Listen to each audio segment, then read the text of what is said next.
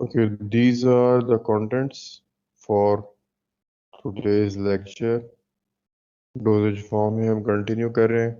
Chapter number 4 है ये, Anselm pharmaceutical doses form का। लास्ट टाइम हमने इसके फिजिकल उसकी प्रॉपर्टीज वगैरह पढ़ी थी और माइक्रोस्कोप एग्जामिनेशन पढ़ा था। नेक्स्ट वही प्री फॉर्मुलेशन स्टडीज़ हैं जो कि कंटिन्यू हो रही हैं और आज हमने इनको कवर करना है। Okay, the first one is the heat of vaporization. It's on page number 107 of Ansel. It is the amount of heat absorbed when 1 gram of a liquid vaporizes is known as the heat of vaporization of that liquid, and it is always measured in calories। ठीक है, ये calorie में हम इसको major करते हैं। ये एक स्टैंडर्ड डेफिनेशन है। ठीक है, इसको सिंप्लीफाइड जबान में, लैंग्वेज में अगर मैं बताऊं तो ये है कि गिवन टेम्परेचर पे, अगर टेम्परेचर हम इंक्रीज करते हैं या रूम टेम्परेचर पे अगर कोई लिक्विड है तो वो लिक्विड जितने भी होते हैं they are always escaping from the surface. जो भी लिक्विड होता है, लिक्विड का जो भी मॉलिक्यूल है, अगर आप पानी का गिलास भी आप बाहर रख देंगे तो उसमें भी वेपोरेशन स्टार्ट हो जाती है।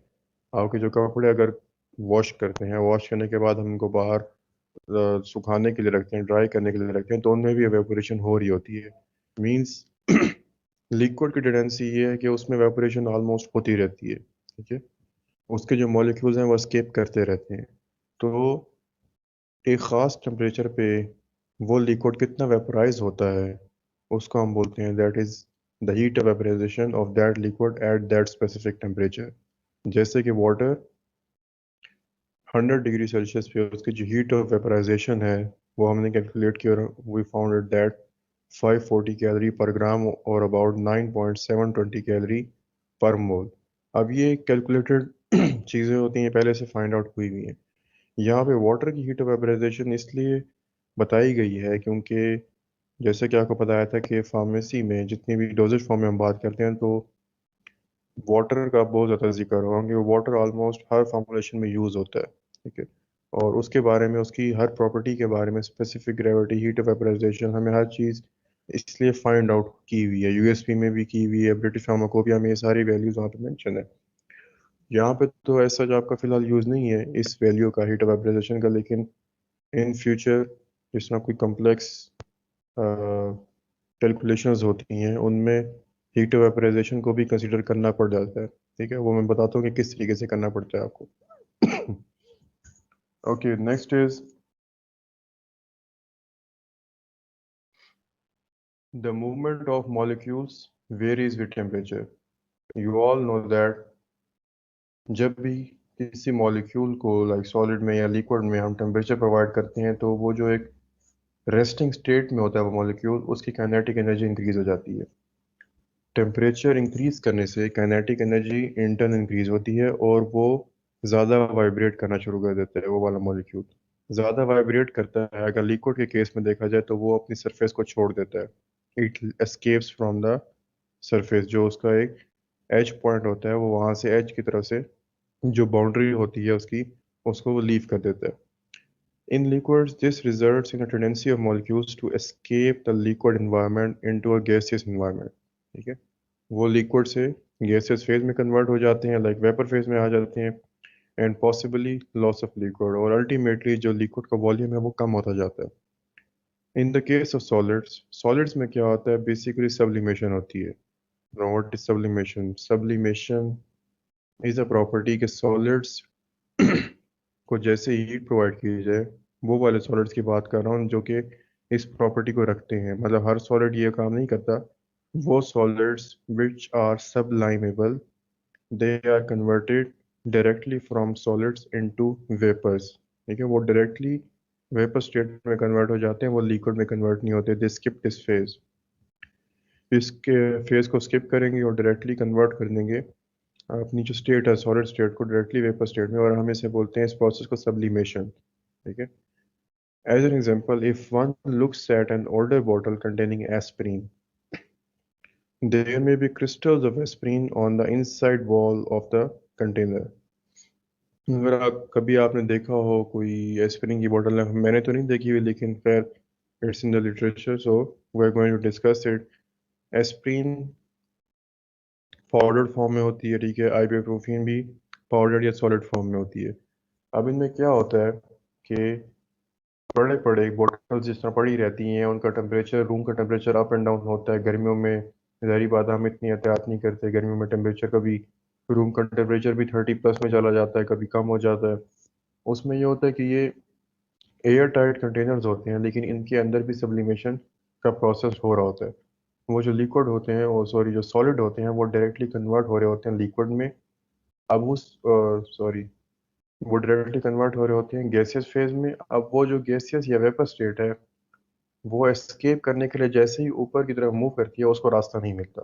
मतलब लिड्स क्लोज होती हैं, टाइटली पैक्ड कंटेनर्स होते हैं। तो क्या होते हैं वो वेपर्स, क्या होते हैं वो उन्हीं जो बॉटल्स होती हैं, उनके जो ऊपर कैप्स होती हैं, उनके अंडर साइड पे वो वहाँ पे डिपॉजिट होना शुरू हो जाती हैं, ठीक है। तो इसका हमें किस तरह पता लगा? जैसे ही किसी ने ओपन की, एस्पिरिन की बोतल ओपन की, तो उसके वहाँ पे एस्पिरिन के क्रिस्टल्स बने हुए थे, ठीक है, कैप के नीचे बने हुए थे। वो जो कंटेनर था उसकी वॉल्स के साथ बने हुए थे। तो it showed that sublimation had occurred, vapours में कन्वर्ट हुआ है, लेकिन उन वेपर्स को जगह नहीं मिली कि वो एस्केप कहाँ से करें। सो दे जस्ट गॉट डिपॉजिटेड, ठीक है। ज़्यादा जब वेपर्स एक साथ आने लगे तो वो आपस में कंडेंस हो गए और उसमें दोबारा से क्रिस्टल बन गए। सेम इज़ विद आईबुप्रोफेन कि उसकी भी वॉल्स ऑफ द कंटेनर में बिकम क्लाउडी।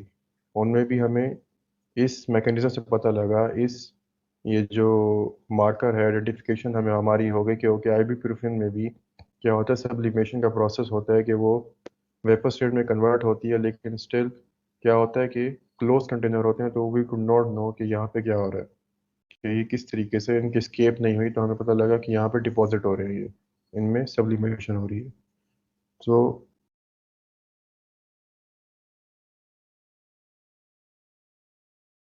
इसके अलावा हीट ऑफ वेपराइजेशन फॉर्मुलेशन के परस्पेक्टिव में क्यों ज़रूरी है?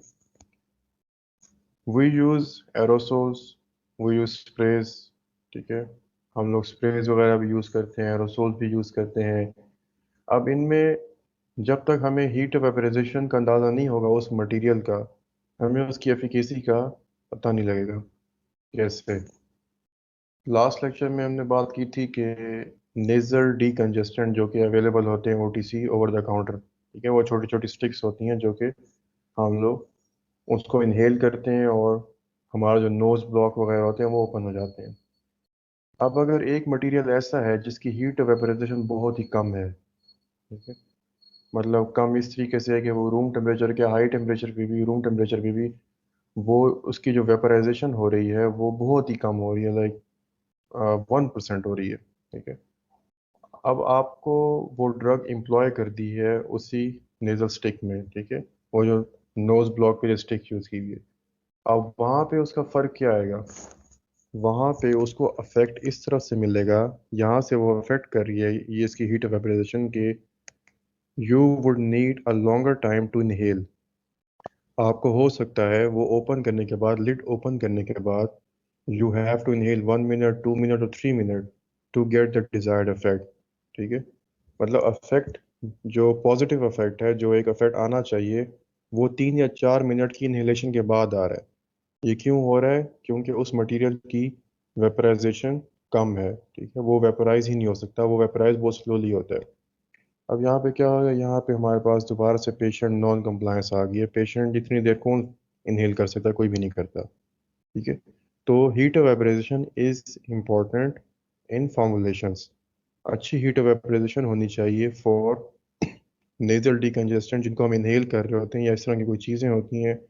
इसी तरह एरोसोल्स की हम बात करते हैं तो उनकी भी हीट ऑफ वेपराइजेशन मैटर करती है, इसी तरीके से कि आपने वो मेडिसिन इनहेल करनी होती है, ठीक है। तो उसमें यह होता है कि इन चीज़ों में इस चीज़ का ख्याल रखना है कि हीट ऑफ वेपराइजेशन अच्छी हो, कंप्लायंस हो पेशेंट की, बहुत ज़्यादा टाइम ना लगे, और वो जो मेडिसिन है वो इजीली उसमें डिस्पेंस हो जाए। अब ये तो हो गए इस पर्सपेक्टिव से। सेकंड पॉइंट क्या आएगा? सेकंड पॉइंट ये आएगा कि if there is an API और लाइक हार्मफुल सब्सटेंस, जिसको हम बहुत ही स्मॉल क्वांटिटीज में एज एन एक्सीपिएंट भी यूज़ कर सकते हैं, कोई भी चीज़ हो सकती है। ज़्यादा क्वांटिटी में it could be a poison, ठीक है, कम क्वांटिटी में हम उसको यूज़ कर सकते हैं एक्सीपिएंट्स में, लाइक 1 ड्रॉप 2 ड्रॉप, ये इस तरह से यूज़ होता है, लेकिन वो है मतलब पोटेंट चीज़ है and it could be harmful in large quantities. अब अगर वो ट्रांसपोर्टेशन के दौरान किसी जगह पे स्पिल हो जाती है, ठीक है, मतलब किसी रूम में उसकी स्पिलेज हो गई है या कोई मसला हो गया है, सो how would you know that it is completely cleaned of? मतलब हम लोग उसकी सफाई तो कर देंगे, लेकिन स्टिल अगर कोई हो सकता है वो ग्राउंड के अंदर चली जाए, कोई इस तरह उसके कहीं ना कहीं उसके पार्टिकल्स रह जाएं, कुछ भी हो जाए, so how would we know that it would be completely removed? It is from the heat of vaporization of that particular substance. हमें पता होगा कि ये इतने ग्राम जो लिक्विड है इतने मिनट में वेपोरेट होता है, इसकी वेपोराइजेशन ये है। अगर हम इसको एक्सपोज कर दें, अगर ये लिक्विड एक्सपोज हो जाए इन्वायरमेंट में, तो ये इतने ग्राम इतने मिनट इसकी इस टेम्परेचर पे इसकी हीट वेपोराइजेशन है। तो मीन्स टू से कि हमारा जो रूम है उसमें अगर कोई फ्यूम्स बन भी गए हैं, उसके उसके वेपर्स को बन भी गए हैं, तो हम उनको जल्दी जल्दी से उनको एस्केप करवा सकते हैं। मतलब वो आप लैब एवैक्यूएट कर दें और उसमें वैक्यूम पंप लगा दें, और आपको पता होगा कि यार ये 2 घंटे में इसकी वेपोरेशन कंप्लीट हो जाती है इस लिक्विड की, आपको क्लीन करने की भी ज़रूरत नहीं है। ठीक है, 2 घंटे में बस आप वैक्यूम लगा दें और वो उसके जो फ्यूम्स बनेंगे वो आप उसको सक आउट करते जाएं। तो इस तरह क्या होगा, इस तरह हम स्पिलेज को भी इस चीज़ से हैंडल कर सकते हैं। यहाँ पे जो कैलकुलेशन की मैं बात कर रहा था, कम्प्लेक्स कैलकुलेशन, वो इस तरह की जगह पे आती है जिसमें स्पिलेजेस स्पिलेजेस में ज़्यादातर ये होता है कि स्पिल जब हो जाती है तो अक्सर ऐसा होता है कि हम उसे क्लीन नहीं कर सकते, ठीक है, हैज़ार्डस होता है, कोई प्रॉब्लम हो सकते हैं, कुछ भी हो सकता है। तो उसमें हम वेट करते हैं, लैब सील कर देते हैं उसको, वैक्यूम्स और इस तरह की चीज़ें लगा के बस हम कैलकुलेट करते हैं कि ओके ये वाली लैब अब क्लियर हो जाएगी 12 घंटे के बाद जी, इसमें जो भी फ्यूम्स थे, जो भी हार्मफुल सब्सटेंस थे, वो क्लीन क्लीन हो जाएंगे ऑटोमेटिकली।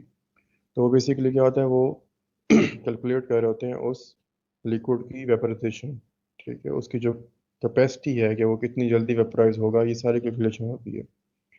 तो इसमें आ गई हीट वेपराइजेशन में, एक बात ये आ गई। Next is tablets. आपका एपीआई है आपके पास, एक एक्टिव इंग्रेडिएंट है, लेकिन उसकी हीट वेपराइजेशन भी अच्छी खासी है, मतलब इट इज़ वोलेटाइल हो भी सकता है, कोई भी कुछ भी हो सकता है। अब लेकिन उसकी टैबलेट बनाई जा सकती है, जैसे कि मैंने आपको बताया था कि लिक्विड के साथ भी अगर कोई प्रॉब्लम हो तो हम उसको सॉल्व कर सकते हैं। ठीक है, उसके डिफरेंट मेथड से आप उसे टैबलेट्स में उसको पंच कर सकते हैं, उसे किसी सेमी सॉलिड मटेरियल के साथ उसकी मिक्सिंग कर सकते हैं, या उसमें हम पॉलीमर्स यूज़ कर सकते हैं। यहाँ पे भी वही बात है कि हमारे पास एक ऐसा मटेरियल है जिसकी हीट वेपराइजेशन का थोड़ा सा इशू है कि अगर वो टेम्परेचर 30 से 35 के पास चला जाए तो क्या होगा कि उसकी वेपराइजेशन तेज़ हो जाएगी। वैसे नॉर्मल रूम टेम्परेचर पे इट इज़ नॉट वेपराइजेबल। ठीक है, तो ये मैंने एग्जांपल अपनी तरफ से आपको बताई है, 30 to 35 वाली, बुक में नहीं है, कंसेप्ट के लिए बता रहा हूँ। अब एक टैबलेट है, वो मतलब यूरोप में तो ओके है, वहाँ पे टेम्परेचर वैसे ही कम होता है, 25 डिग्री है। पाकिस्तान में नॉर्मल टेम्परेचर कितना है, 40 तक भी जा सकता है। अब एक ड्रग है जिसकी हीट वेपराइजेशन 32 या 35 के बाद चेंज होनी शुरू हो जाती है, ज़्यादा हो जाती है, वैसे ही वो वहाँ पे मतलब इशू नहीं है। अब वो टैबलेट यूरोप में कामयाब है, मतलब इट इज़ वेरी गुड, हम उसको यूज़ कर रहे हैं एवरीथिंग। पाकिस्तान में आने के बाद उस टैबलेट की एफिकेसी कम हो जाती है।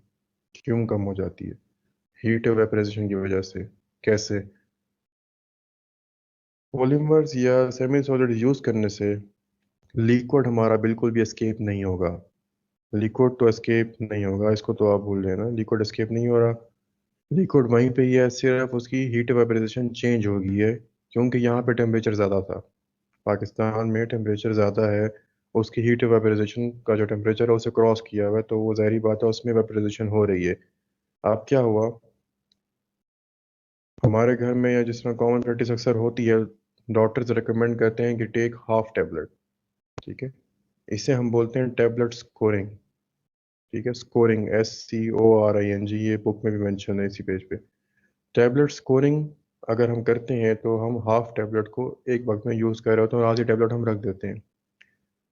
अगर तो टेम्परेचर ज़्यादा हो गया है या हीट वेपराइजेशन उस लिक्विड की एक्टिव हो चुकी है जो API था आपका, तो यू वुड नॉट नो कि एट दैट मोमेंट स्कोरिंग के वक्त टैबलेट दोनों इक्वल जो उसके हाफ हैं उसके अंदर क्या जो मेडिसिन है वो इक्वली डिवाइडेड है या नहीं है। मतलब हो सकता है कि जो एक पार्ट है उस टैबलेट का, उसमें से टैबलेट वेपराइज, उसमें से जो लिक्विड है जो एपीआई है वो वेपराइज होके दूसरे पोर्शन में चला जाए। ठीक है, उस टाइम पे हो सकता है दूसरे से तीसरे में चला जाए। तो टैबलेट स्कोरिंग के वक्त ये इशू हो सकता है कि हो सकता है एफिकेसी खराब हो जाए, एफिकेसी ठीक ना रहे due to this heat vaporisation problem. So ये कंसेप्ट है, इस कंसेप्ट को आपने याद रखना है कि हीट वेपराइजेशन कैसे कैसे अफेक्ट करती है।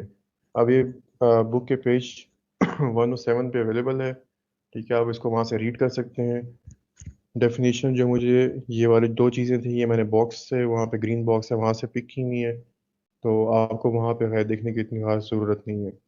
बाकी जो आगे थ्योरी आ रही है उसमें भी ये कि आपने सिंपल थ्योरी तक ही रहना है, जो उसमें ग्रीन बॉक्सेस हैं या 4.2 4.3 उसके जो मज़ीद इंफॉर्मेशन है आपने उसको पढ़ने की ज़रूरत नहीं है, वो आपसे रेलिवेंट नहीं है फ़िलहाल, वो थोड़ी सी डिफ़िकल्ट है। हमने यहाँ पे सिर्फ बेसिक इंट्रोडक्शन तक ही रहना है कि इंट्रोडक्शन के बेसिस पे क्या क्या चीज़ें हमने पढ़नी है। पेज 108 पे मेल्टिंग पॉइंट है। मेल्टिंग पॉइंट क्या है? Basically it is a characteristic of a pure substance. ठीक है, मेल्टिंग रेंज होती है, मेल्टिंग पॉइंट होती है, ये एक प्योर सब्सटेंस का करेक्टरिस्टिक्स है। ठीक है, if not pure the substance will exhibit a change in melting point. Now you are in an industry, आप क्वालिटी कंट्रोल लैब में हैं। आप लोग जब तक क्वालिटी उसकी कंफर्म नहीं करते, आप लोग उसको फॉरवर्ड नहीं करते उस मटेरियल को कि ओके यूज इट। तो सबसे पहले आप क्या करेंगे? अगर कोई पाउडर मटेरियल है, you would do the melting point test. Melting point test से आपको पता लग जाएगा कि क्या वो जो कंपाउंड है, वो जो एपीआई है, इफ इज दैट प्योर और नॉट। ठीक है, आपके एक शीट मिली हुई होगी यूएसपी बीपी ब्रिटिश फार्माकोपिया में भी, उसकी सारी वैल्यूज़ और रेंजेस मेंशन होंगे कि अगर इतने परसेंट प्योर है तो उसका मेल्टिंग पॉइंट इतना होगा। तो फिर क्या होगा कि आपको अंदाज़ा हो जाएगा कि जो कंपनी क्लेम कर रही है कि इफ़ इट इज़ 99% प्योर, तो क्या वो वाकई में 99% प्योर है या नहीं है। अगर तो उसमें कोई और कंपाउंड्स होंगे उस मटेरियल में, मिक्सिंग हुई हुई होगी। ठीक है, मिक्सिंग को हम यहाँ पे कह सकते हैं कि there are some impurities in the API in the pure form. जो भी प्योर फॉर्म उन्होंने मेंशन की हुई है वहाँ पे उसमें कोई ना कोई इम्प्योरिटी है, लाइक 1% इम्प्योरिटी है, 2% है, 3% है। उससे क्या होगा कि जब भी कोई और कंपाउंड आएगा उसमें, तो उसका भी अपना एक मेल्टिंग पॉइंट होता है। जितने कंपाउंड होंगे उनके अपने डिफरेंट मेल्टिंग पॉइंट्स होते हैं।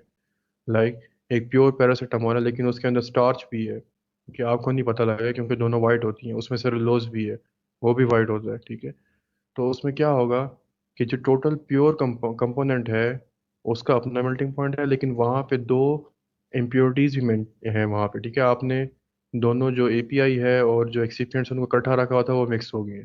अब उससे क्या होगा कि ओवरऑल जो मेल्टिंग पॉइंट है वो चेंज हो जाएगा, क्योंकि जो मेन एपीआई है, आप सिर्फ उसका मेल्टिंग पॉइंट चेक नहीं हो रहा, उसके साथ जो दो स्मॉलर अमाउंट्स में इम्प्योरिटीज ऐड हो गई थी उनका भी मेल्टिंग पॉइंट वहाँ पे अफेक्ट हो रहा होगा। तो ओवरऑल जब आप मेल्टिंग पॉइंट चेक करेंगे तो वो डिविएट करेगा ओरिजिनल वैल्यू से, और आप इससे आइडेंटिफाई कर सकते हैं कि if the compound is pure और नॉट। ठीक है, तो ये एक मेल्टिंग पॉइंट का सर एक किस रूल है जी। सर 100% तो कोई भी कंपाउंड जो होता है वो प्योर नहीं होता, तो फिर हम ये 100% प्योरिटी कहाँ से लेते हैं सब्सटेंस की?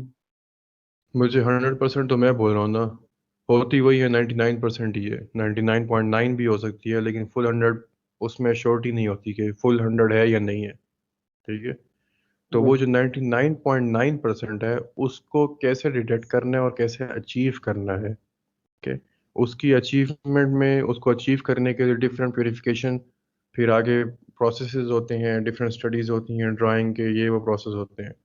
जो उसको आइडेंटिफाई करने का तरीका है वही है। ठीक है, और सिर्फ 100% को हम अचीव नहीं कर सकते, अक्सर हम खुद भी 100% नहीं चाह रहे होते कि 100% हो। ठीक है, हमें इतनी पोटेंट ड्रग नहीं चाहिए, हमें एक नॉर्मल लेवल पे चाहिए, लाइक 99 98 97। तो वो भी हमारे लिए उतनी ही एफिकेशियस है उतनी उसकी थेरेप्यूटिक एफिकेसी होती है जितनी 100% की हम सोचते हैं।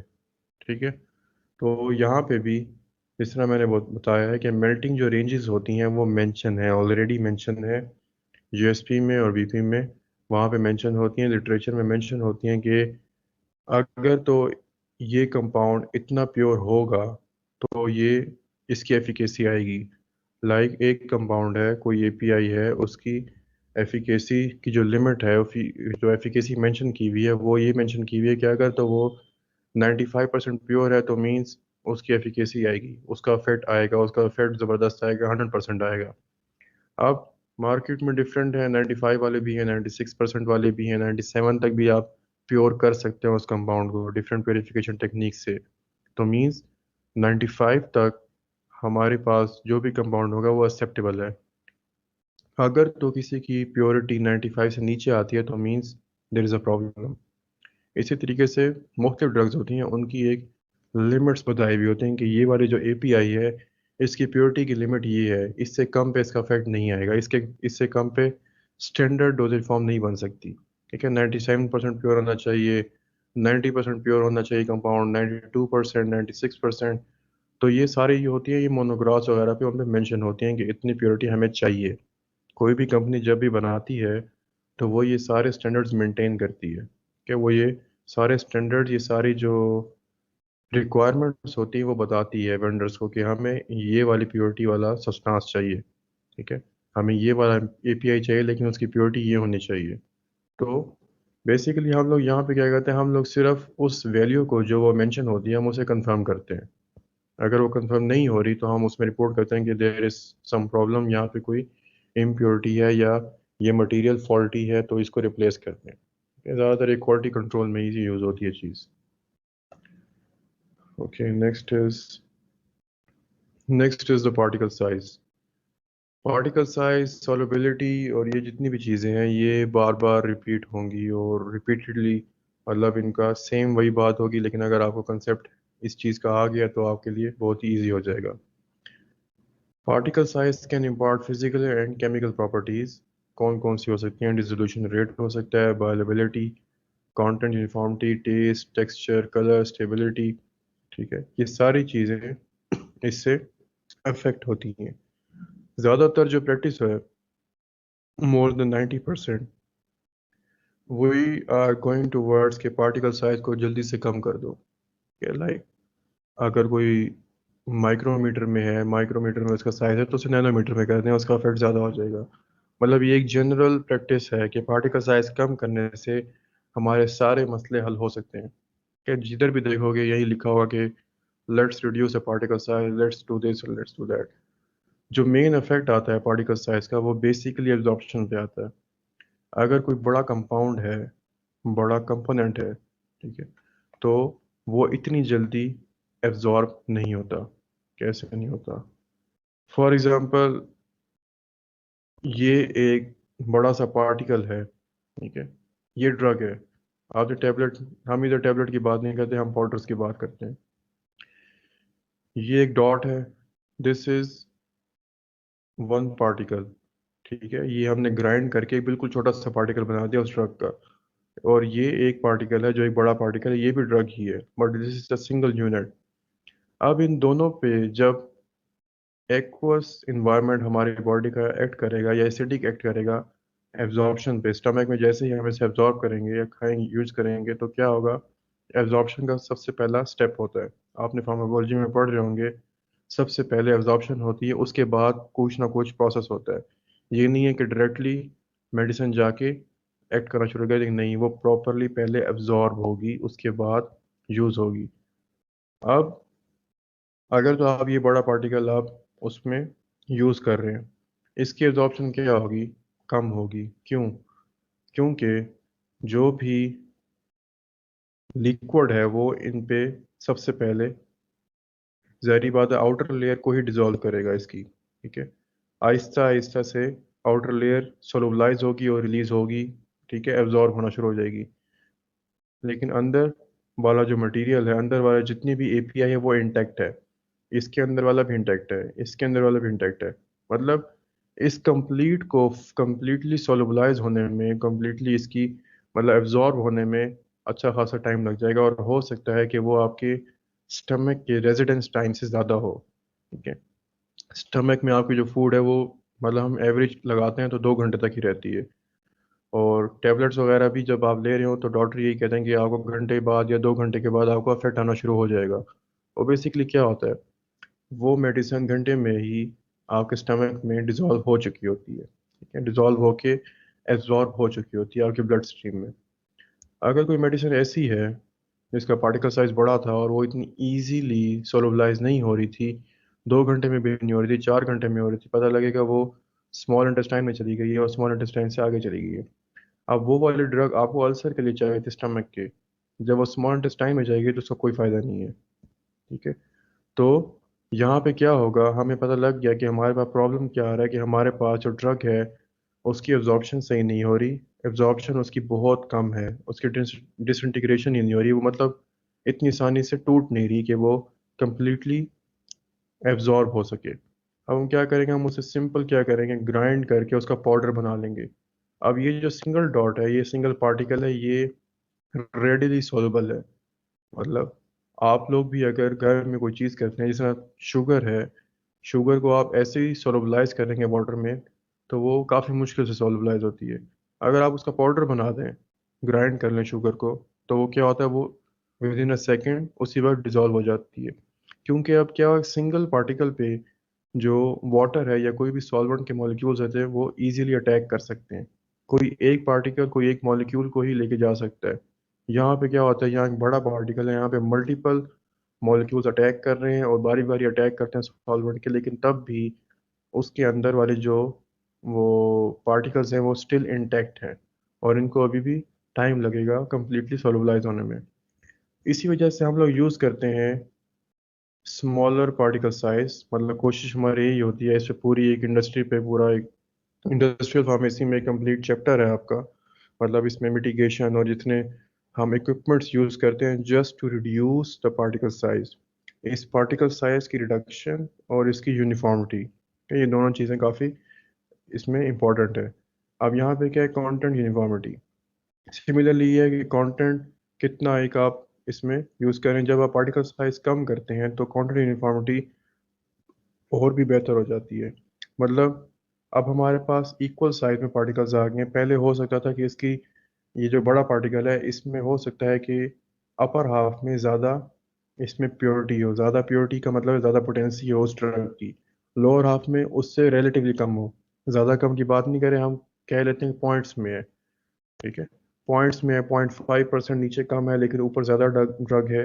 तो क्या है कि बड़े पार्टिकल्स में क्वांटम यूनिफॉर्मिटी का भी इशू होता है। हम इतना आइडिया नहीं लगा सकते कि ये यूनिफॉर्म हो सके कि क्वांटम या नहीं है। लेकिन अगर आप इसे इक्वली ग्राइंड कर लें अच्छी तरीके से ठीक है, ग्राइंड करके स्मॉलर पार्टिकल्स में आ जाए, तो वी वुड नो कि ये सारे क्वांटम यूनिफॉर्मिटी भी हमारी ठीक हो गई, एब्जॉर्प्शन अच्छी होगी। एब्जॉर्प्शन जब हमारी जल्दी होगी, अच्छी होगी, तो हमारी ब्लड स्ट्रीम में जो है वो उस ड्रग की बायोअवेलेबिलिटी भी ज़्यादा हो जाएगी, फौरी तौर पे आ जाएगी, और हमें फौरी तौर पे थेरापेटिक इफेक्ट अचीव हो जाएगा। सिमिलरली टेस्ट, टेक्सचर, कलर, ये सारी चीज़ें भी इससे अफेक्ट होती हैं, पार्टिकल साइज कम या ज़्यादा होने से इन चीज़ों पे भी अफेक्ट होता है। मतलब कोई मार्क्ड इफेक्ट की बात नहीं करें, लाइक कि पार्टिकल साइज कम करने से टेस्ट ठीक हो जाएगा, उस प्रकार नहीं, हो सकता है टेस्ट ज़्यादा ख़राब हो जाए। ठीक है, डिपेंड करता है यहाँ पे, इसलिए सिर्फ अफेक्ट का लफ्ज़ लिखा हुआ है, ये नहीं लिखा हुआ कि they would improve these properties. They particle size can affect these properties, इस चीज़ को याद रखना है। ज़रूरी नहीं है कि वो पार्टिकल साइज कम होने से या ज़्यादा होने से इसमें एक ही साइड का फ़र्क पड़े। दोनों चीज़ें हो सकती हैं, अच्छा टेस्ट भी हो सकता है, ख़राब टेस्ट भी हो सकता है पार्टिकल साइज कम करने से। टेक्सचर भी इस वही वाली बात है, अच्छा भी हो सकता है, ख़राब भी हो सकता है, कलर भी चेंज हो सकता है। स्टेबिलिटी पाउडर फॉर्म की ज़ाहिर बात है कम होती है, उनमें जल्दी से मॉइस्चर भी, अगर वो हाइग्रोस्कोपिक है तो वो जल्दी से मॉइस्चर एब्जॉर्ब कर लेगा। अगर तो वो बड़े पार्टिकल्स में थे तो वो इतनी जल्दी मॉइस्चर एब्जॉर्ब नहीं करता। अब ये एक क्या हुआ कि ये उसका नेगेटिव प्रॉपर्टी में आ गई, नेगेटिव उसका इफेक्ट आ रहा है।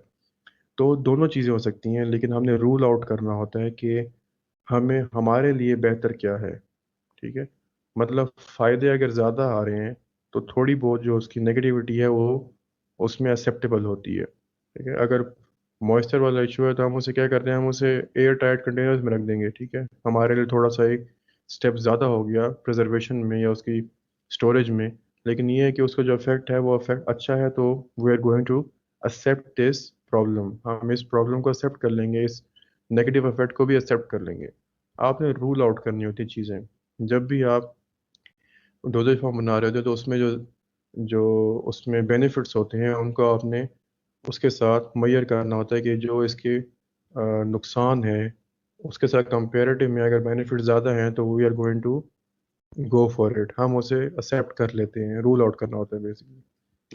So this was particle size, now is the polymorphism. Polymorphism basically क्या है? It is an important factor on formulation is the crystal or amorphous form। कोई भी चीज़ है अगर तो वो एक से ज़्यादा फॉर्म्स में अवेलेबल है, like physical and chemical forms में अवेलेबल है, सॉरी फिजिकल फॉर्म में अवेलेबल है, तो we would say that this is polymorphism. उनका केमिकल स्ट्रक्चर सेम होगा, लाइक डबल बॉन्ड्स भी सेम होंगे, सिंगल बॉन्ड्स भी, उनपे जो फंक्शनल ग्रुप्स हैं वो भी सेम लगे हुए होंगे। लेकिन क्या होगा कि they can exist in two और more different physical forms. Okay, हम उन्हें बोलते हैं पॉलीमॉर्फिज्म। फार्मास्यूटिक्स में जो पॉलीमॉर्फिज्म का कंसेप्ट है वो ये है कि drug could either be in the crystalline form और एज एन अमॉर्फस फॉर्म। ठीक है, मतलब यहाँ पे हम केमिस्ट्री से हट के जो कंसेप्ट यहाँ पे ज़्यादातर अप्लाई कर रहे होते हैं, हमारा जो इससे रिलेटेड काम है वो ये है कि either the drug would be a crystal और इन एन अमॉर्फस फॉर्म। अब यहाँ पे सेकंड पॉइंट ये है कि both would have different physico chemical properties. ठीक है, फिजिकल प्रॉपर्टीज़ भी डिफरेंट होंगी और केमिकल प्रॉपर्टीज़ भी डिफरेंट होंगी। केमिकल अगर टेस्ट वगैरह रन करेंगे या उनकी रिएक्टिविटी पे बात करते हैं तो वो भी इन दोनों चीज़ों की डिफरेंट होगी।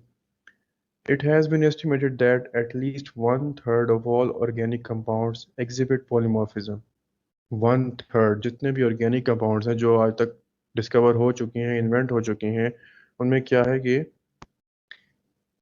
जो वन थर्ड हैं उनमें दोनों फॉर्म्स हो सकती हैं, दो से ज़्यादा भी हो सकती हैं। ठीक है, अमॉर्फस भी हो सकती है, क्रिस्टलाइन भी हो सकती है, कोई और फॉर्म भी इनकी हो सकती है जो कि अमॉर्फस से रिलेटेड हो सकती है। ठीक है, तो इसमें ये वाली बातें आ गई हैं कि amorphous form is more stable than crystalline form। क्यों? क्रिस्टल को तोड़ने के लिए एनर्जी चाहिए होती है। ठीक है, whenever we are breaking a crystal we require some energy. क्यों?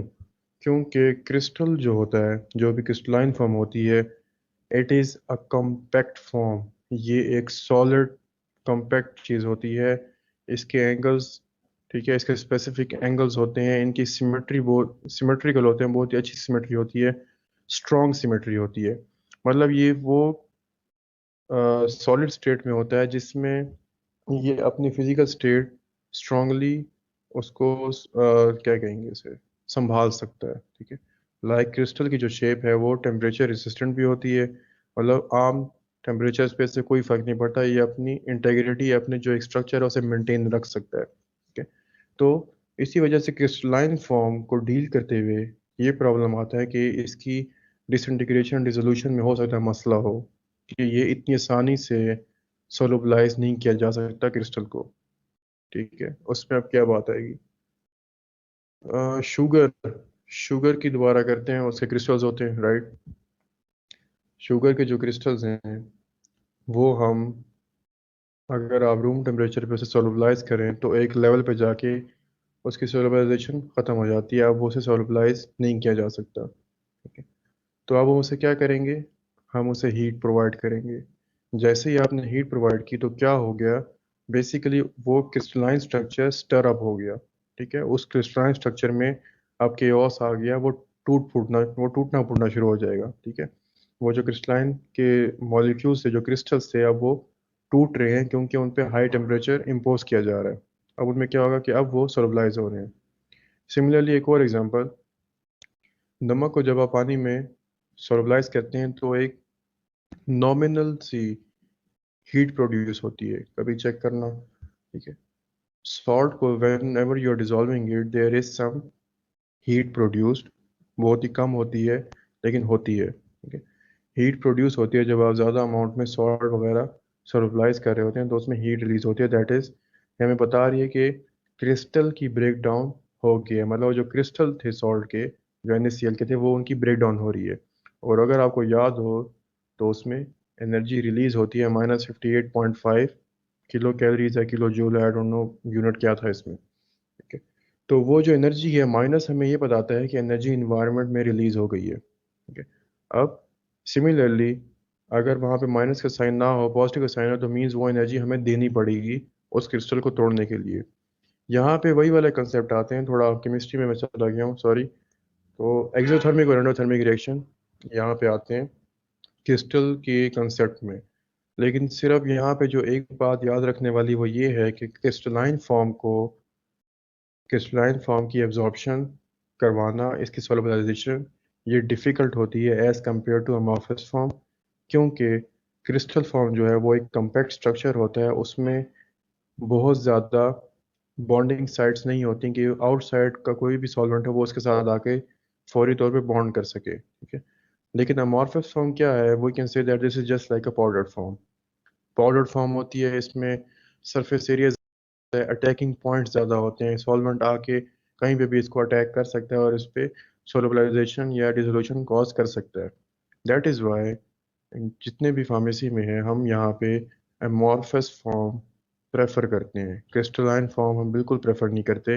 बल्कि अगर कोई क्रिस्टल फॉर्म हो भी सही और हमें उसका अंदाज़ा हो कि अगर हम इसे कन्वर्ट करते हैं ग्राइंड करके एमॉर्फस फॉर्म में, तो उसकी प्रॉपर्टीज़ चेंज नहीं होंगी, तो we go for this process, ठीक है। अगर तो प्रॉपर्टीज चेंज नहीं हो रही तो हम उस क्रिस्टल को फौरी तौर पे ग्राइंड करके अमॉर्फस फॉर्म में लेकर आते हैं, क्योंकि अमॉर्फस फॉर्म एक तो इंडस्ट्रियल बेड्स पे भी इजीली मूव की जा सकती है, ठीक है। हम उसको उसकी फ्लो प्रॉपर्टीज अच्छी हो जाती हैं। इसके अलावा वही वाली बात है कि उसकी बायो अवेलेबिलिटी, जो एब्जॉर्प्शन है, वो अच्छी हो जाती है उस ड्रग की। इसके अलावा अगर आपके पास कोई क्रिस्टल आया हुआ है और आपने उसे आइडेंटिफाई करना है कि ये जो क्रिस्टलाइन फॉर्म हमें मिली है, तो उसको किस तरीके से एवेलुएट करेंगे, क्रिस्टल का स्ट्रक्चर आप फाइंड आउट करेंगे कि क्रिस्टल का जो स्ट्रक्चर है वो ड्यूरिंग ट्रांसपोर्टेशन हीट हीट की वजह से, या कोई फ्राइबिलिटी जिस ना मूवमेंट के दौरान, ट्रांसपोर्टेशन के दौरान उनके स्ट्रक्चर में कोई चेंजेस तो नहीं आई, ठीक है। कोई उसने मॉइस्चर तो पिक नहीं किया। लाइक अगर आपको स्पेसिफिक क्रिस्टल मंगवा रहे हैं किसी ड्रग के जो कि आपको क्रिस्टल में ही चाहिए, ठीक है, तो जब वो आपके पास आएगी यहाँ पे, लाइक एक मंथ के बाद वो शिपमेंट आपके पास पहुंची है, तो यू हैव टू कंफर्म कि क्रिस्टल का जो स्ट्रक्चर है वो इंटैक्ट है या नहीं है। तो वो आप डिफरेंट यहाँ पे एक्सरे डायफ्रेक्शन टेक्निक्स है, IR स्पेक्ट्रोस्कोपी है, इससे आप कंफर्म कर लेंगे कि यस द जो क्रिस्टल है वो अपनी ओरिजिनल हालत में हमारे पास पहुँचे हैं। क्योंकि ड्यूरिंग ट्रांसपोर्टेशन बहुत सारी चीज़ें हो सकती हैं, लाइक कंटेनर में कोई मॉइस्चर हो सकता है, कोई टेम्परेचर हो सकता है उसका राइज अप हो गया या कम हो गया है, ठीक है। टेम्परेचर अगर कम भी हो जाए तो भी प्रॉब्लम हो सकता है, ज़्यादा हो जाए तो भी प्रॉब्लम हो सकता है। तो ये सारी चीज़ों की वजह से इवेलुएशन करनी पड़ती है, मतलब ये सारे वही क्वालिटी कंट्रोल वाले लोग होते हैं जो सारा कुछ चेक कर रहे होते हैं। So this was about polymorphism. Now coming towards the solubility. A drug must possess some aqueous solubility to enter systemic circulation. Blood stream में आने से पहले it must have some aqueous solubility, ठीक है। कोई ना कोई वाटर solubility कुछ ना कुछ होनी चाहिए उसकी। अब ये एक यहाँ पे डेफिनेशन है जो कि USP में नेशनल फार्मूलरी ने कोट की हुई है। The number of millilitres of solvent in which 1 gram of solute will dissolve, ठीक है। ये एक उसकी डेफिनेशन है proper. Relatively insoluble compounds often exhibit incomplete or erratic absorption, ठीक है। जो insoluble compounds होते हैं या तो उनकी absorption होती ही नहीं है, मतलब इनकम्प्लीट होती है, बहुत कम होती है, और वो ऐसे ही बॉडी से एलिमिनेट हो जाती हैं। कुछ ऐसी होती हैं जिसमें erratic absorption होती है, लाइक एकदम वो टेबलेट अगर है तो वो टूट जाएगी और एकदम वो रिलीज कर देगी, तो वो क्या होगा, अब बॉडी को बहुत ज़्यादा एब्जॉर्प्शन मिल जाएगी और वो भी नुकसानदेह है। मतलब हमें एक लेवल पे एब्जॉर्प्शन चाहिए, लेकिन वो एकदम जब रिलीज होगी, like just like a bomb, ठीक है। एरेटिक का यहाँ पे मतलब यही आ रहा है कि इट वुड बर्स्ट, ठीक है। वो जो बर्स्ट वाली एब्जॉर्प्शन है वो भी हमें नहीं चाहिए होती, ठीक है। वो भी हमारे लिए इतनी ज़्यादा पॉजिटिव उसकी आउटकम नहीं होती। सिमिलरली डिफरेंट मेथड्स हैं यहाँ पे, आप उसको शेक कर सकते हैं। वही वाली शुगर वाला एग्जांपल आप ले लें बेशक, कि आप उसको एक कांस्टेंट रूम टेम्परेचर पे उसको शेक करते रहें तो वो उस शुगर की सॉल्युबिलिटी बता देगा कि अब ये एक इक्विलिब्रियम पे आ गया, इससे ज़्यादा ये सॉल्युबलाइज नहीं हो रही। तो वो उसका एक इक्विलिब्रियम है कि जितना सॉल्वेंट आप लोगों ने यूज़ किया है और जितनी आपने शुगर यूज़ किया, सोल्यूट यूज़ किया है, तो उस टेम्परेचर पे उसकी उतनी सॉल्युबिलिटी आ गई है। Particle size is inversely proportional to solubility. Generally, general rule में पार्टिकल साइज कम करने से सॉल्युबिलिटी इंक्रीज हो जाती है, लेकिन यहाँ पे मैं आपको खुद बता रहा हूँ कि अक्सर नहीं होती। तो हम इसे बिल्कुल हर चीज़ पे इसको हम इम्पार्ट नहीं करें इस कंसेप्ट को। आप लोगों ने सिर्फ यही बात याद रखनी है कि ज़रूरी नहीं है कि पार्टिकल साइज कम करने से सॉल्युबिलिटी इंक्रीज हो, लेकिन overall mostly most of the time relationship यही चल रहा होता है कि अगर कोई चीज़ सॉल्युबलाइज नहीं हो रही, उसका पाउडर बना दो, उसका पार्टिकल साइज कम कर दो, नैनो पार्टिकल में ले जाओ, तो वो सॉल्युबलाइज हो जाएगी। ठीक है, यहाँ पे ये बात आ गई। Next is adjustment of pH has little effect on solubility. आप पीएच चेंज कर दें, थोड़ी सी उसकी पीएच चेंज कर देंगे तो शायद उसकी सॉल्युबिलिटी इंक्रीज हो जाए उस ड्रग की। या आप यूज़ करेंगे को सॉल्वेंट्स। अब को सॉल्वेंट्स की यहाँ पे क्या कंसेप्ट है, ठीक है। माइक्रोनाइजेशन, कम्प्लेक्सेशन, ये फिर आगे डिफरेंट चीज़ें आती हैं। लाइक आप लोगों ने क्या किया है, आप लोगों ने उस ड्रग का कोई सॉल्ट बना दिया जो कि सोलबल सॉल्ट था, ठीक है। सॉल्ट, उसकी सॉल्ट बना दी है, उसका कोई और उसके साथ कोई ग्रुप अटैच कर दिया है, या इस तरह की चीज़ें आप लोगों ने उसके साथ सिंथेटिक लेवल पे कर दी है। मेन जो चीज़ें हम यूज़ करते हैं सॉल्युबिलिटी इंक्रीज करने के लिए, वो एक तो ये है कि हम पार्टिकल साइज के साथ वर्क करते हैं, पार्टिकल साइज कम करते हैं। सेकंड जो चीज़ है वो है को सॉल्वेंट। मतलब ये दो चीज़ें मैं आपको बता रहा हूँ जो कि प्रैक्टिकली लैब में की जाती हैं, की जा सकती हैं। जो कम्प्लेक्सेशन है, माइक्रोनाइजेशन है, सॉलिड डिस्पर्शन है, ये एडवांस लेवल पे है। लाइक इंडस्ट्री वगैरह वाले करते हैं, या पीएचडी में किसी का काम हो तो वो करेगा। लेकिन एक अंडर और एमफिल के लेवल पे जो दो प्रैक्टिकल चीज़ें हैं वो ये यूज़ होती हैं कि हम पार्टिकल साइज कम करते हैं और को सॉल्वेंट्स यूज़ करते हैं। अब को सॉल्वेंट का कंसेप्ट मैं आपको बता देता हूँ। आपके पास एक ड्रग है जो कि वाटर में सॉल्युबल नहीं है, ठीक है, लेकिन आपके जो फाइनल डोजेज फॉर्म चाहिए उसमें वाटर रिक्वायर्ड है। आपको वाटर ही चाहिए फाइनल डोजेज फॉर्म में। अब आपके लिए प्रॉब्लम बन गया कि या आपके पास जो ड्रग है, एक तो वो उसकी एक्वा सॉल्युबिलिटी है ही नहीं, ज़ीरो है या बहुत कम है, लाइक बहुत ही कम है। लेकिन आपको चाहिए वाटर ही आपकी फाइनल डोजेज फॉर्म में। आप कोई भी चीज़ बना रहे हैं, कोई नैनो फॉर्मुलेशन आप बना रहे हैं। अब आप लोग इस प्रॉब्लम को किस तरह सॉल्व करेंगे? आप पार्टिकल साइज ड्रग का काम करके देखेंगे। अगर तो वो ग्रेन्यूल्स में थी तो आप उसे ग्राइंड कर देंगे, कम पार्टिकल साइज में ले आएंगे। अगर तब भी मसला हल नहीं होता, then you are going to employ co solvent technique. Co solvent technique में क्या होता है? आप लोगों के पास अगर 100 ml वाटर यूज़ कर रहे हैं तो अब आप 90 ml वाटर यूज़ करेंगे और 10 ml कोई और सॉल्वेंट यूज़ करेंगे। कोई और सॉल्वेंट में क्या होगा? ज़्यादातर हम यूज़ करते हैं ऑर्गेनिक सॉल्वेंट्स एक्वस के साथ मिलाकर। एथेनॉल यूज़ कर लें, मेथनॉल यूज़ कर लें, इथाइल इथाइल अल्कोहल यूज़ कर लें, ठीक है। तो अब आपने क्या करना है, आपने मुख्तलिफ रेशोस खुद से सेट करनी है, ठीक है। ज़्यादातर 90-10, 80-20, 70-30 की रेशो आप फर्क फिक्स कर दीजिए। 70-30 का मतलब ये होगा कि हम 70% वाटर यूज़ कर रहे हैं और 70% हम वाटर यूज़ कर रहे हैं और 30% जो है हम वो जो दूसरा सॉल्वेंट था हम उसको यूज़ कर रहे हैं, ठीक है। अब मैं इन तीनों या चारों फॉर्म जो मेरी इसमें फॉर्मुलेशंस होंगी, इन पे मैं चेक करूंगा कि सॉल्युबिलिटी पे फ़र्क पड़ रहा है या नहीं पड़ रहा। अगर तो मेरा जो दूसरा सॉल्वेंट था उसकी रेशो बढ़ाने से मुझे अंदाज़ा हो रहा है कि मेरी सॉल्युबिलिटी इंक्रीज हो रही है, तो मैं इसी पैटर्न को मूव करूंगा और मैं 50-50 तक भी लेकर आ सकता हूँ, ठीक है। 50% वाटर, 50% वो जो सेकंड सॉल्वेंट है जिसमें जिसको इंक्रीज करने से मुझे लगा है कि मेरी ड्रग सोलबलाइज हो रही है। तो ये को सॉल्वेंट टेक्निक होती है कि आप एक के साथ दूसरा, दो या तीन सॉल्वेंट्स भी आप इकट्ठे यूज़ कर सकते हैं।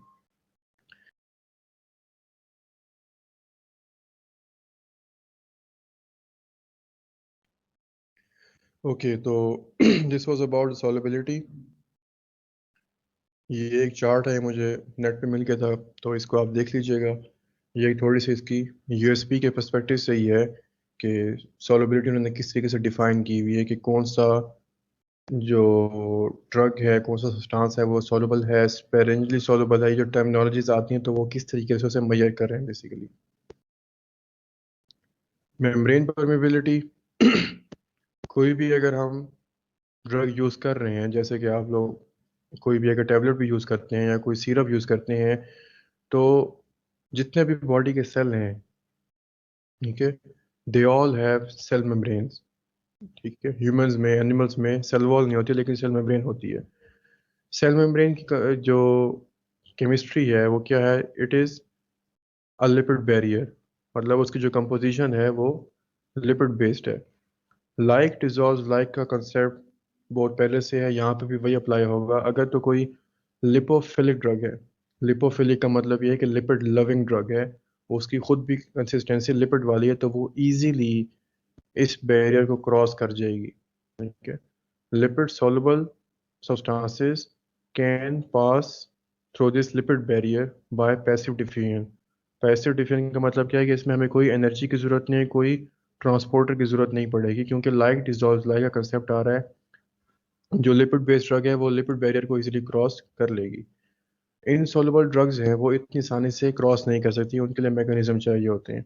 लाइक एक्टिव डिफियन होगी, ठीक है, उसमें एटीपी कंज्यूम होगा। फैसिलिटेटेड डिफियन होगी, उसमें डिफरेंट ट्रांसपोर्टर्स इन ड्रग्स को उस बैरियर से क्रॉस करवाएंगे और सेल के अंदर लेकर जाएंगे। तो ये डिफरेंट मेम्ब्रेन परमेबिलिटी है, ये भी एक इम्पॉर्टेंट पैरामीटर है। सॉल्युबिलिटी के साथ साथ परमेबिलिटी को भी नोट किया जाता है कि क्या हमारी जो ड्रग है वो क्रॉस करती भी है उस सेल को या नहीं करती, किसी भी सेल को, किसी भी मेम्ब्रेन को क्रॉस करेगी भी या नहीं करेगी। अब यहाँ पे एक टेक्निक लिखी हुई है, इसके मैं नेक्स्ट कल आपके साथ शेयर करूंगा, इसके साथ जो भी मुझे पिक्चर या वीडियो अगर मिलेगी तो। इन्होंने क्या किया, इन्होंने बेसिकली जो स्मॉल इंटेस्टाइन है, ठीक है, उसको किसी भी एनिमल से, फ्रॉग से या कैट से या रैबिट से उन्होंने एक्सट्रैक्ट किया है। अब वो जो एक मेम्ब्रेन है, जो स्मॉल इंटेस्टाइन है, उसका एक पीस उन्होंने कट करेंगे। पीस कट करने के बाद एक मशीन होती है, इक्विपमेंट है, वो मैं आपको दिखा दूंगा। Sir France. जी जी जी। सर पावर लैब होगा ना? पावर लैब नहीं, इसमें सिंपल वो है, इन विवो है, इन विट्रो है, सॉरी। ठीक है, इन विट्रो टेक्निक्स हैं, एक्स वीवो परमिएशन इसे बोलते हैं हम। ठीक है, एक्स वीवो में ये है कि इसमें आप लोगों ने जो गट है, जो उसके सैक है, उसको आप लोग यूज़ करेंगे, फ्रांस डिफ्यूजन सेल पे आप उसे पुट करेंगे, और अपना जो मटेरियल होगा वो इसके एक तरफ आपकी जो फॉर्मुलेशन होगी वो होगी और दूसरी तरफ वाटर होता है। ठीक है, मतलब ये जो मेम्ब्रेन होती है ये समझ लें बैरियर, अब ये बैरियर के तौर पे काम कर रही है। आप इंटरवल्स में उस वाटर से चेक करते जाएंगे कि क्या उस वाटर में ड्रग है कि नहीं है। उससे आपको पता लग जाएगा कि कितने टाइम में आपकी ड्रग उस मेम्ब्रेन से परमिएट होके उसके अक्रॉस गई है, अक्रॉस वाले चैम्बर पे। तो ये खैर मैं आपको कल बता दूंगा, इसमें इतना कोई वो मसला नहीं है, वो मैं आपको दिखा दूंगा। ये एक्सपेरिमेंट मैंने खुद रन किया हुआ, तो जो मेरे एक्सपेरिमेंट की पिक्चर्स हैं वो मैं आपके साथ शेयर कर दूंगा, तो उसमें आपको आइडिया हो जाएगा अच्छी तरीके से। Partition coefficient. The oil water partition coefficient is a measure of molecules lipophilic character। Okay? ये डिटरमिन करती है कि क्या जो हमारी ड्रग है उसमें लिपोफिलिक कैरेक्टर कितना है और हाइड्रोफिलिक कैरेक्टर कितना है। मतलब वो वाटर लविंग ड्रग है, उसकी एक्वा सॉल्युबिलिटी अच्छी है या नहीं है, या वो वाटर हेटिंग ड्रग है, हाइड्रोफोबिक है लेकिन लिपोफिलिक ड्रग है। ये बेसिकली जो ये वाली प्रॉपर्टी है ये फार्मास्यूटिक्स में बहुत कम यूज़ होती है। ये प्रॉपर्टी फार्माकोग्नोसी में यूज़ होती है, जिसमें आपने जो आपके पास न्यू केमिकल एंटिटी है या न्यू सब्सटेंस आपने एक्सट्रैक्ट किया है, आप आइडेंटिफाई करना चाहते हैं कि उसकी ये वाली प्रॉपर्टी कौन सी है, लाइक हाइड्रोफिलिक है या लिपोफिलिक है। तो आप सॉल्वेंट एक्सट्रैक्शन टेक्निक यूज़ करेंगे, उसमें आपके पास दोनों मटेरियल होंगे, एक ऑर्गेनिक सॉल्वेंट होगा और एक वाटर होगा। आप उसमें ड्रग को सब्सटेंस पुट करेंगे और उसे अच्छी तरीके से मिक्स कर लेंगे। थोड़ी देर बाद आप देखेंगे कि वो दोनों जो सॉलिड्स होते हैं वो सेपरेट आउट हुए हुए होते हैं। अब आप उसमें से थोड़ा थोड़ा दोनों में से लेंगे, ठीक है, मटेरियल जो उसे मतलब एक्सट्रैक्ट आउट करेंगे और उसमें चेक करेंगे कि इसमें क्या ड्रग है हमारी या नहीं है। तो उससे आपको अंदाज़ा हो जाएगा कि जब शेक करने के बावजूद जो ड्रग है वो मेरी किस में अवेलेबल है, वाटर वाले फेज में अवेलेबल थी या ऑर्गेनिक सॉल्वेंट वाले में है। अगर तो ऑर्गेनिक सॉल्वेंट में होगी तो means it has lipophilic characteristics. अगर तो उसमें नहीं है, वाटर में है, तो means the drug is hydrophilic water loving drug है। तो ये एक सिंपल से इसकी आपने डेफिनेशन याद करनी है और ये फॉर्मूला आप बस देख लीजिएगा। Hydrates and सॉल्वेट्स। हाइड्रेट्स और सॉल्वेट्स क्या होते हैं? बहुत सारे केमिकल कंपाउंड्स हैं जिनके जो केमिकल स्ट्रक्चर है उसके साथ एक वाटर मॉलिक्यूल अटैच होता है। एक भी हो सकता है, छः भी हो सकते हैं, 10 भी हो सकते हैं, डिपेंड करता है उसकी क्या कंसिस्टेंसी है। ठीक है। तो कुछ हाइड्रेट्स सॉल्वेट्स होते हैं, कुछ हाइग्रोस्कोपिक होते हैं। ठीक है। Some are deliquescent and efflorescent. अब ये सारी मिलती जुलती टेक्नोलॉजीज हैं, ये बुक में आप देख लीजिएगा। हाइग्रोस्कोपी क्या है? विच एब्जॉर्ब मॉइस्चर। ये वो वाले सॉलिड्स हैं जो कि वाटर को एब्जॉर्ब कर सकते हैं। ठीक है। वाटर एब्जॉर्ब करने के बाद अगर ये चीज़ सॉलिड थी, मतलब ये वाला मटेरियल सॉलिड था, तो ये सॉलिड ही रहेगा, ये लिक्विड में कन्वर्ट नहीं होता। अगर कोई ऐसा सॉलिड है जो वाटर को एब्जॉर्ब करने के बाद लिक्विड में कन्वर्ट हो रहा है, मतलब वो लिक्विड बनना शुरू हो गया, खुद अपनी ओरिजिनल फिजिकल स्टेट को लूज कर रहा है, तो हम उसे बोलते हैं इट इज़ अ डीलिक्विसेंट। ठीक है। प्रॉपर्टी दोनों की सेम है, दोनों ने वाटर एब्जॉर्ब करना है, तीनों ने वाटर एब्जॉर्ब करना है, लेकिन क्या है, hygroscopic does not lose its physical form, जबकि डीलिक्विसेंट में क्या होता है कि वो सॉलिड से लिक्विड में कन्वर्ट हो जाता है। वो सॉलिड चीज़ होती है और वो लिक्विड बन जाती है। अब इन चीज़ों का हमने क्यों ख्याल रखना होता है? हमें पता होना चाहिए कि अगर आपने कोई ड्रग मंगवाई है तो does it is it a hygroscopic drug, deliquescent और फ्लोरेसेंट। क्योंकि जब आप वेइंग कर रहे होते हैं, जब आप उसे लिड को ओपन करते हैं, तो you must be extra careful अगर ये वाले कंपाउंड्स हैं, क्योंकि ये इन्वायरमेंट से फौरी तौर पे मॉइस्चर को एब्जॉर्ब कर लेंगे। और अगर आप उनकी वेइंग कर रहे हैं, मतलब आप उसको वे बैलेंस आपने पुट किया हुआ है, ज़्यादा देर के लिए उसको रख दिया है, तो वेट ज़्यादा होता जाएगा, क्योंकि वो जो पाउडर है वो इन्वायरमेंट से मॉइस्चर को एब्जॉर्ब करते जाएंगे और उनका जो वे है, उनकी जो ओवरऑल वेट है वो इंक्रीज होता जाएगा।